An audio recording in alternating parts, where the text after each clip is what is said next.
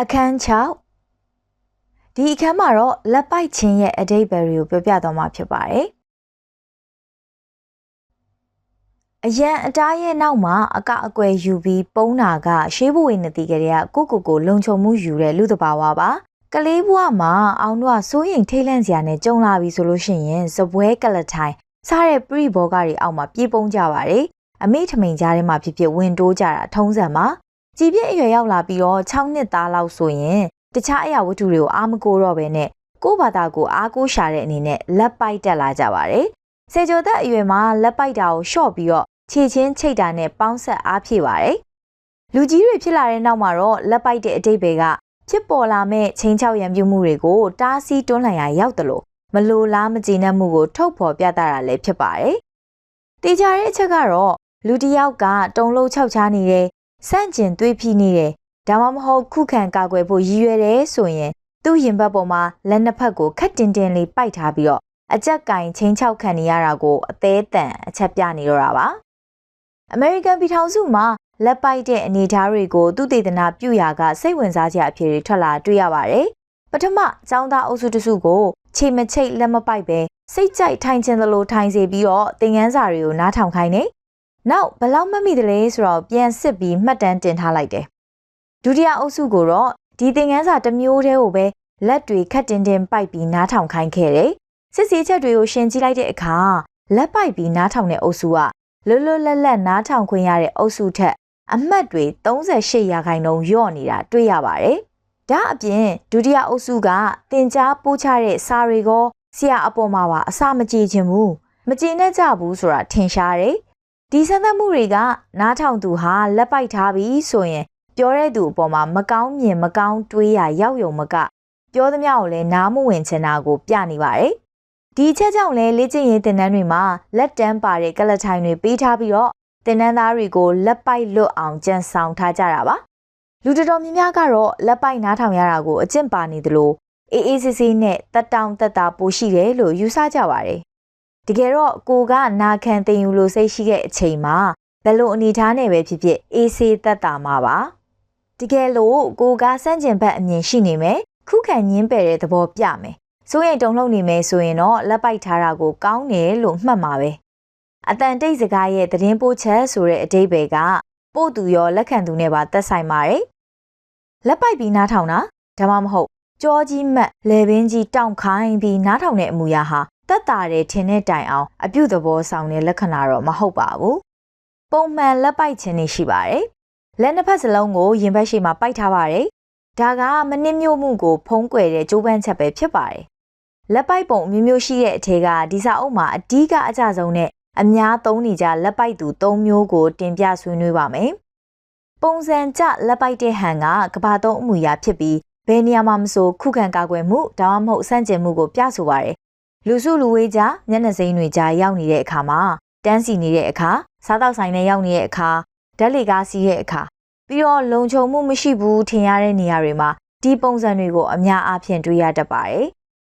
ကျွန်တော်ရဲ့ကိုတွေ့စမ်းသပ်ချက်အရာနားထောင်နေတဲ့ပရိသတ်ဟာသူတို့မကြိုက်တဲ့စကားကြားလိုက်ရတာနဲ့လက်ပိုက်ပစ်လိုက်ကြတာမျိုးကြုံဘူးပါတယ်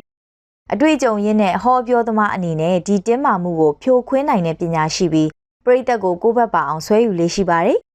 တယောက်ချင်းရင်ဆိုင်တွေ့ကြရမှာတစ်ဖက်ကလက်ပိုက်ထားတာဟာတင်းခံညင်းဆန်မဲ့နမိတ်ဖြစ်လို့ကိုကသဘောတူချက်မရရအောင်ကြိုးစားရမယ်ဆိုတာကိုပြဆိုပါတယ်။သူလက်ခံနိုင်တဲ့အဆင့်အထိညှိနှိုင်းဖို့လိုတဲ့သဘောပါပဲ။သူလက်ပိုက်ထားတာကိုဖြီသွားအောင်လုပ်တဲ့နေရာတော့ရိုးရိုးလေးနဲ့ထိရောက်လာပါတယ်။ဘောပန်စာအုပ်စားတဲ့အရာဝတ္ထုတစ်ခုခုကမ်းပေးလိုက်တာမျိုးကြီးစရာတစ်ခုခုကိုကြည့်ဖို့ပြလိုက်တာမျိုးလုပ်ရပါလိမ့်မယ်။ဒါဆိုရင်တော့သူပိတ်ထားတဲ့လမ်းပွင့်သွားပြီးစိတ်လဲပြောင်းသွားနိုင်ပါတယ်။အသုံးကျတဲ့နောက်ထပ်တစ်နည်းကတော့လက်ဝါးတွေကိုဖြန့်ပြီးရှေ့ကိုနည်းနည်းကိုင်းပြီးတော့ခမားမှာမိကွန်းထုတ်စရာတွေရှိမယ်ထင်တယ်။ဘာများသိချင်ပါသလဲ။ဒါမှမဟုတ်ဒီကိစ္စဘယ်လိုများသဘောရပါသလဲ။စသဖြင့်ပြောလိုက်ပါ။ပြီးရင်နောက်ပြန်မှီချလိုက်ရင်နဲ့သူစကားပြောဖို့အလှည့်ပေးလိုက်ပါ။လက်ဝါးတွေကိုမြင်သာအောင်ဖြန့်ထားခြင်းအပြင်ခမားဟာရိုးသားပွင့်လင်းတဲ့အဖြေကိုနှုတ်ကဖွင့်မပြောဘဲတောင်းဆိုလိုက်တာပါ။အယောင်းဝယ်လို့ရမှာဝယ်သူရဲ့လက်ပိုက်အနေထားကိုဂရုမစိုက်ရင်နစ်နာဆုံးရှုံးမှုတွေဖြစ်သွားနိုင်ပါတယ်။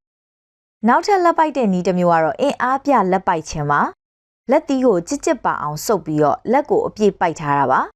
ဒါဆိုရင်တော့ဒီလူဟာစန့်ကျင်ညင်းပယ်မှုနဲ့ရန်လိုစိန်ခေါ်မှုကိုအတိအလင်းပြနေပါပြီ။ဒါအပြင်တင်းတင်းကြီးအန်ကျိတ်ပြီးတော့မှနီးမြန်းနေတဲ့မျက်နှာကြီးပါထပ်ပေါင်းလိုက်မယ်ဆိုရင်တော့တေချာပေါက်ရန်တွေးတော့မဲ့ကိုထိလက်ရောက်တိုက်ခိုက်တော့မဲ့အရင်နမိတ်ပါ။အလွယ်တကူညှိနှိုင်းဖို့ပျော့ပြောင်းအောင်လုပ်ဖို့မလွယ်ဘူးဆိုတဲ့အထိပ္ပယ်ပေါ်ပါတယ်။ကိုဘက်ကလိုက်လျော့အလျှော့ပေးမယ်ဆိုရင်တော့သူစိတ်ဆိုးဒေါသထွက်နေတဲ့အကြောင်းရင်းကိုသိဖို့လိုပါတယ်။နောက်ထပ်လက်ပိုက်နီတစ်မျိုးကတော့လက်ပိုက်နီရဲ့နဲ့လက်မောင်းတွေကိုစုပ်ထားတဲ့လက်ပိုက်ပုံပါ။ဒီပုံစံကတော့ဘလို့မှဖြီလို့မရတဲ့တင်းမာမှုကိုပြဆိုပါတယ်။သူညှစ်ထားတဲ့ပုံတွေကလက်မောင်းတွေပြုတ်ထွက်မတက်နဲ့လက်ချောင်းကသွေးစီးဆင်းမှုပြတ်သွားမလားထင်ရလောက်အောင်ပဲလေ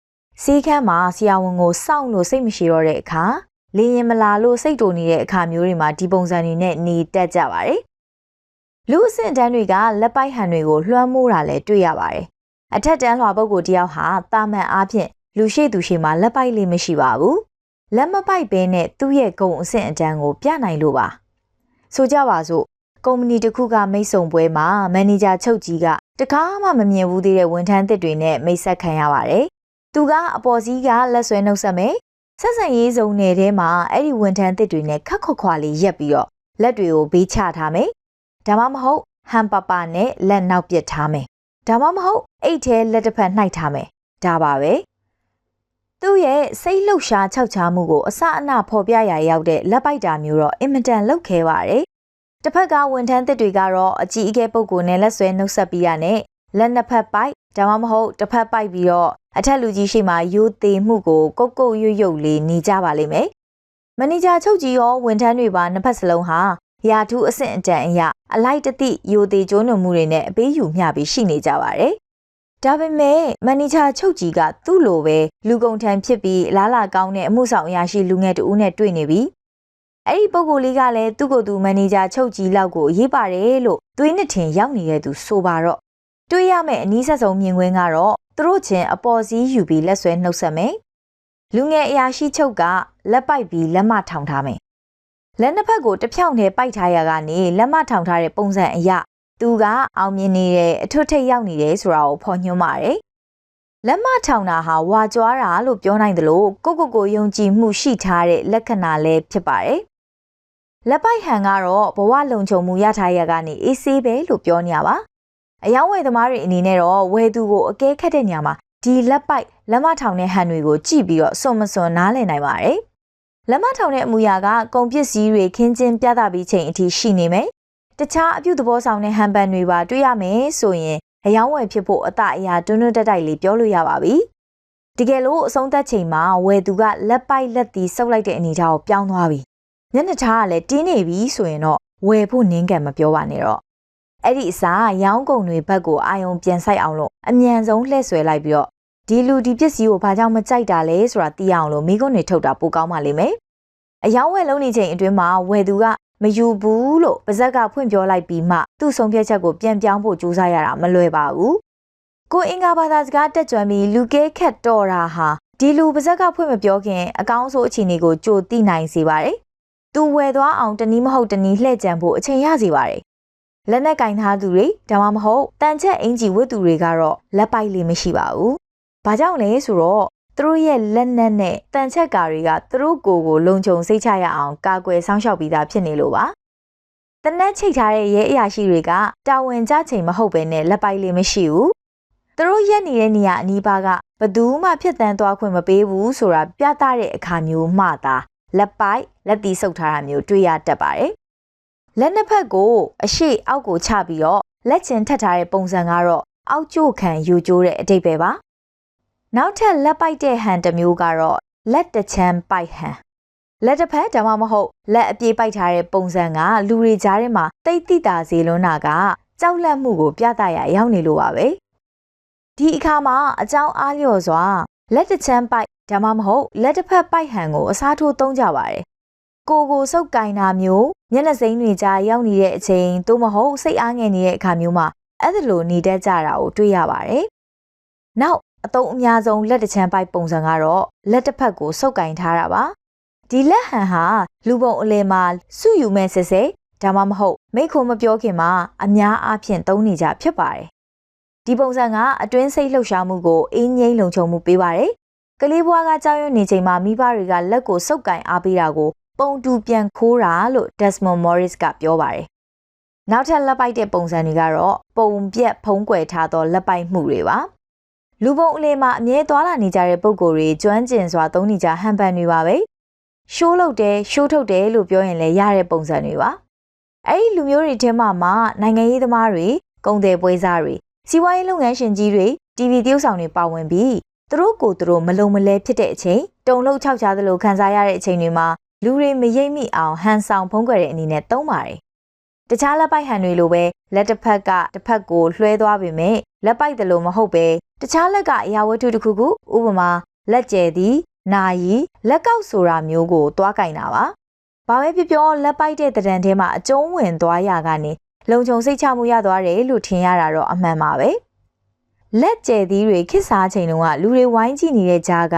ဖြတ်သွားတဲ့အမျိုးသားတွေဟာလက်ကျဲသီးလေးပြန်တက်တယ်လို့ဘာလို့လုပ်ရင်းနဲ့မျက်လုံးတန်ခံရလို့စိတ်လှုပ်ရှားသွားရတာကိုခြေဖြောက်ဖုံးပြီးတဲ့သဘောလက်ကျဲသီးခေကုံသွားတော့နာယီကျိုးကိုဟိုရွှေ့ဒီရွှေ့လောက်တာရားတဲ့ဟန်နဲ့လက်ချင်းကုတ်တာပတ်စံအိတ်ကိုဖွင့်ပြီးတော့စစ်ဆေးတာတွေဖြစ်လာပြန်ပါတယ်တကယ်တော့အဲ့ဒါတွေအားလုံးကကိုလုံခြုံမှုရအောင်အကာအကွယ်ယူကြတဲ့အတိတ်ပဲတွေပဲလို့လူကဲခတ်ပညာရှင်တွေကသတ်မှတ်ပါတယ်ဒီအမှုရာကိုလေ့လာဖို့အကောင်းဆုံးနေရာကတော့ကပွဲခမတွေစုပေးပွဲတွေဖြစ်ပါတယ်